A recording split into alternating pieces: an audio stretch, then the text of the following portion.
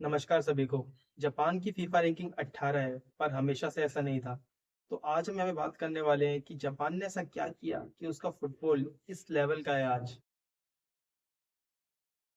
तो 1873 में आर्कबर्ट Lucius Douglas, जो कि लेफ्टिनेंट कमांडर होते हैं रॉयल नेवी के, वो पहली बार जापानीज कैडेट को गेम और गेम से रिलेटेड रूल सिखाते हैं।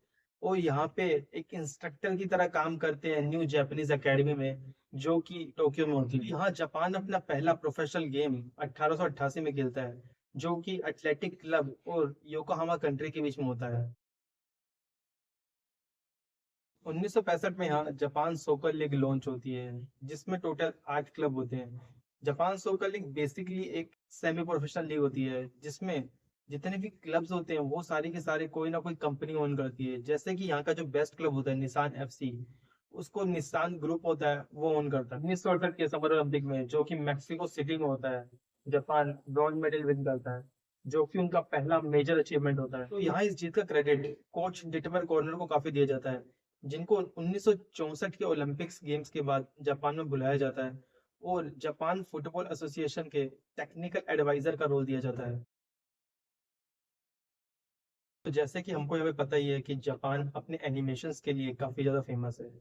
तो यहाँ 1981 में एक एनिमे रिलीज होता है, इसका नाम होता है हंगरी हार्ट वाइल्ड स्ट्राइकर। इसमें एक कैरेक्टर होता है कैप्टन तशुबा करके, जो जापान में उस टाइम काफी ज्यादा फेमस होता है, जिसके कारण जापान के स्कूल्स में जो फुटबॉल होता है वो नंबर वन स्पोर्ट्स बन जाता है बेसबॉल की जगह। क्योंकि उस टाइम जापान में बेसबॉल और सुमो रेसलिंग वहां पे देखे जाने वाले सबसे ज्यादा मेन स्पोर्ट्स थे। तो यहाँ पे बहुत सारे नामी प्लेयर जैसे कि सितोशी नागत, सियोगो नारासाकी, जिनेदिन जिदान, फर्नांडो टोरेस ने भी ये कहा है कि कैप्टन तशुबा का जो रोल था उन्होंने उनको काफी इंस्पायर किया फुटबॉल को एज अ प्रोफेशन चूज करने के लिए। तो वहां पे उसी टाइम और भी बहुत सारे एनिमे रिलीज हुए जो कि फुटबॉल पे बेस्ड थे, जैसे कि Inazuma 11, blue lock, days, the night in the area, the giant killer. तो इन सारे एनिमेज ने मिलकर कहीं ना कहीं जापान में एक जो फुटबॉल का जो कल्चर है, फुटबॉल का जो एनवायरनमेंट है, उसको बनाने में काफी हद तक मदद की। तो फिर 1991 में जापान की जापानी सोकर लीग को पूरी तरह बंद कर दिया जाता है और उसकी जगह 1993 में जे लीग का एस्टेब्लिशमेंट होता है।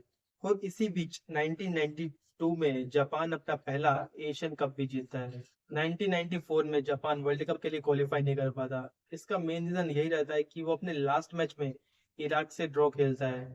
और यहाँ पे इस जो पर्टिकुलर मूवमेंट है, इसको एगने ऑफ दोहा का नाम दिया जाता है, क्योंकि इसके बाद जो जापान में फुटबॉल का डेवलपमेंट था वो एक अलग ही लेवल को देखने को मिला।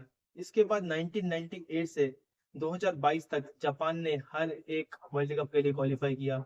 और यही नहीं, साथ में उसने 2000, 2004 और 2011 में एशियन कप भी जीता और 2019 में रनर अप रहा। So how's Japan improving consistently? तो अब यहाँ पे हम देख रहे हैं कि जापान का फुटबॉल लगातार ग्रो हो रहा है, उनकी रैंकिंग अच्छी हो रही है, वो वर्ल्ड कप के लिए क्वालिफाई कर रहे हैं, वो एशियन कप जीत रहे हैं। मतलब उसका जो फुटबॉल है वो टाइम के साथ साथ पर्टिकुलर वे में, पर्टिकुलर स्पीड में, एक अच्छी स्पीड में कहेंगे, ग्रो हुए जा रहा है। तो मतलब इसका रीजन यहाँ पे क्या है? मैं यहाँ पे इसके दो ही मेन रीजन मानता हूँ। पहला रीजन तो मानता हूँ मैं प्लेयर्स का वेस्टर्नाइजेशन। 1977 में ओकिदेरा यासुचिको जापान के पहले ऐसे प्लेयर बनते हैं जो यूरोप में जाके खेलते हैं। वेस्ट जर्मन साइड एफसी क्लोगने उनको साइन करता है। 2002 में जापान पहली बार वर्ल्ड कप के राउंड ऑफ 16 में पहुंचता है, जहां इनके स्क्वाड में टोटल 4 ऐसे प्लेयर होते हैं जो यूरोप में खेल रहे होते हैं। जिसकी बात है कि जो ग्राफ है लगातार बढ़ता ही जाता है। 2010 में भी 4 ही प्लेयर होते हैं, 2014 में 12 प्लेयर, 2018 में 17 प्लेयर और 2022 में 19 प्लेयर 26 में से यूरोप में खेल रहे होते हैं। तो मैं यहाँ इसका दूसरा रीजन जापान के 100 ईयर प्लान को मानता हूँ, जो कि 1992 में बनाया गया। तो इस प्लान को अगर पढ़ने जाएंगे तो वैसे तो राहत हो जाएगी, बट इसके जो मेन पॉइंट्स है वो यूं है: ग्रास रूट पे फोकस करना, प्लेयर्स को प्रॉपर स्टेप्स देना आगे बढ़ने के लिए, जो जे लीग की टीम है उनको मैंडेटरी जूनियर्स टीम रखना, और कॉलेज और स्कूल प्लेयर्स जो है उनको प्रोफेशनल कॉन्ट्रैक्ट प्रोवाइड करना। और यहाँ पे इस जो 100 ईयर प्लान का एट द एंड एम है वो है 2092 तक वर्ल्ड कप जीतना। तो यहाँ पे अब सोचने वाली बात ये है कि जापान ने ऐसा क्या किया जो इंडिया नहीं कर पा रहा है। वहां पे जापानीज लीग आने के बाद जो जे लीग आई, उसके आने के बाद वहां पे जो फुटबॉल पे इम्पैक्ट था वो काफी सही था। और उससे पहले भी जब जापान सोकर लीग थी, उसका इम्पैक्ट भी काफी अच्छा था। तो मतलब यहाँ पे रीजन है क्या आखिर?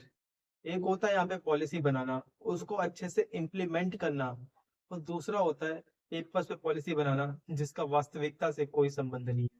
क्योंकि इंडिया में पहले भी बहुत सारी पॉलिसियां बनी है, आई लीग इंडिया में हमेशा से थी ही, तो बट इसका इम्पैक्ट इतना कम क्यों है? क्योंकि यहाँ पे चीजों को इतनी अच्छे से इम्प्लीमेंट ही नहीं किया गया।